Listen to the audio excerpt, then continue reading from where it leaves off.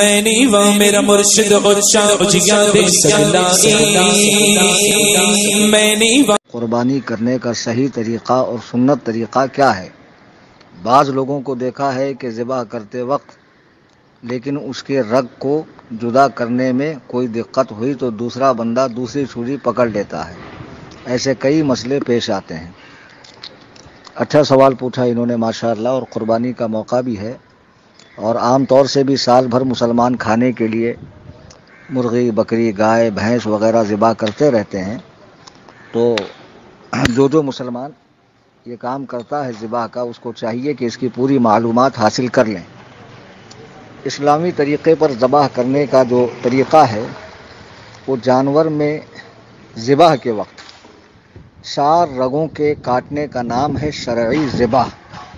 4 رگوں کے کاٹنے کا۔ پہلی رگ جس سے سانس آتی جاتی ہے اس کو نرخرا کہتے ہیں، یہ کٹنا چاہیے۔ دوسری جس سے کھانا پانی پیٹ میں جاتا ہے، اور پھر وہ 2 رگیں جن کو شاہ رگ کہتے ہیں، جن میں خون پھرتا ہے، جو سانس آنے جانے اور کھانا پانی آنے جانے کی رگوں کے دائیں بائیں ہوتی ہے۔ یہ 4 رگیں کٹنا چاہیے۔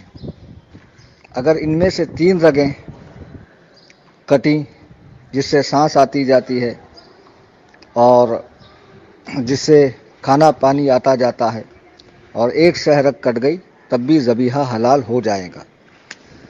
اب ذبح کرنے کی شرطیں کیا ہیں یہ جان لیجئے۔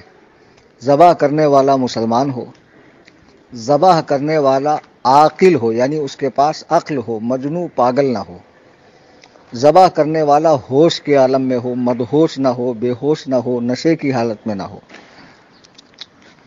ذبح کے وقت اللہ تعالیٰ کا نام لینا، مثلا بسم اللہ واللہ اکبر، اور اللہ تعالیٰ کے سوا کسی اور کا نام نہ لینا، ورنہ جانور مردار ہو جائے گا، حرام ہو جائے گا۔ بسم اللہ واللہ اکبر کہتے ہی ذبح کرنا۔ ذبح کے وقت جانوروں میں کچھ نہ کچھ، جب آپ نے ذبح کیا تو کچھ نہ کچھ اس میں حیات ہونی چاہیے، جانور میں کچھ نہ کچھ حیات ہو۔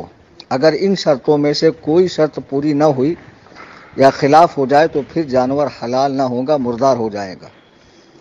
ذبح کرنے والے کا مرد یا بالغ ہونا شرط نہیں ہے، عورت بھی ذبح کر سکتی ہے، نابالغ بھی ذبح کر سکتا ہے، جس کی ختنہ نہیں ہوئی وہ بھی ذبح کر سکتا ہے، گونگا بھی کر سکتا ہے، جس پر غسل فرض ہو وہ بھی ذبح کر سکتا ہے، یعنی پاک ہونا شرط نہیں ہے۔ ان سب کے ہاتھ کا ذبیحہ درست ہے، بشرطے کہ یہ لوگ مسلمان ہو، عاقل ہوں، ہوش میں ہوں، اور بسم اللہ واللہ اکبر کہہ کر ذبح کرے۔ اور مسلمان سے مراد سنی صحیح العقیدہ مسلمان،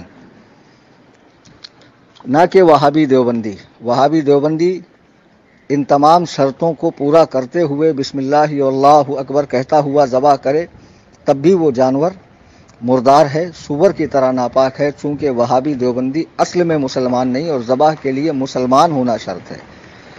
اب اس پر کسی صاحب کو اعتراض ہو تو وہ مجھ سے فون پر بات کر لے یا گروپ میں سوال کر سکتا ہے کہ وہابی دیوبندیوں کا کفر ہم اس کو ثابت کریں۔ اب ذبح کی سنتیں کیا ہیں یہ سمجھ لیجیے۔ ذبح سے پہلے چھری کو اچھی طرح تیز کر لینا، ذبح سے پہلے جانور کو پانی پلانا، ذبح کے وقت جانور کا سر جنوب اور منہ قبلے کی طرف کرنا، اور سنت یہ ہے، یعنی بہتر یہ ہے کہ جو ذبح کر رہا ہے وہ باطہارت ہو، اور اس کا بھی جو ذبح کر رہا اس کا منہ بھی قبلے کی طرف ہو۔ دائیں ہاتھ سے ذبح کرنا، سیدھے ہاتھ سے ذبح کرنے یعنی گلے پر چھری پھیرنے میں تیزی اور جلدی کرنا، بسم اللہ ہی میں ہے کے زیر کو صاف نکالنا، بسم اللہ، بسم اللہ واللہ اکبر۔ جانور کو نرمی سے بائیں پہلو پر لٹانا، بڑے جانور کے ہاتھ پیر باندھ لینا، البتہ اس کا دایاں پاؤں کھلا رہنے دے۔ اب ذبح کرنے کا طریقہ کیا ہے؟ جانور ذبح کرنے کا طریقہ یہ ہے کہ پہلے جانور کو پانی پلا کر بائیں پہلو پر لٹائیں، اس طرح کہ سر جنوب اور منہ قبلے کی طرف رہے، یا اسی ترتیب سے ہاتھ میں پکڑیں، پھر دائیں ہاتھ میں تیز چھری لے کر بسم اللہ واللہ اکبر کہہ کر قوت و تیزی کے ساتھ گلے پر گانٹھنی سے نیچے چھری چلائیں، اس انداز پر کہ چاروں رگیں کٹ جائیں لیکن سر اس کا جدا نہ ہو، اس کا خیال رہے۔ اور اگر مان لیجئے سر بالکل جدا ہو گیا تب بھی جانور حلال رہے گا، لیکن یہ طریقہ سنت کے خلاف ہے۔ ذبح میں مکروہ کیا ہے؟ جانور کو لٹا کر اس کے سامنے چھری تیز کرنا، جانور کا اس قدر کند رہنا کہ ذابح کو زور لگانا پڑے، یعنی جانور اس طرح سکڑ جائے کہ ذابح کو زور لگانا پڑے، یہ مکروہ ہے۔ ذابح یعنی جو ذبح کر رہا ہے۔ گردن کی جانب سے ذبح کرنا، ذبح میں اتنا کاٹنا کہ سر علیحدہ ہو جائے، یا حرام مغز یعنی گلے کی ہڈی گودے تک چھری پہنچ جائے، یہ مکروہ ہے۔ ذبح کے ٹھنڈا ہونے سے قبل اس کی کھال اتار لینا یا سر جدا کرنا، ٹھنڈا ہونے کے بعد۔ آج کل قصائی لوگ کیا کرتے ہیں، گرم گرم میں کھال اتارتے ہیں، یہ مکروہ ہے، ایسا نہیں کرنا چاہیے۔ جانور ٹھنڈا ہو تب اس کی کھال اتارنا چاہیے۔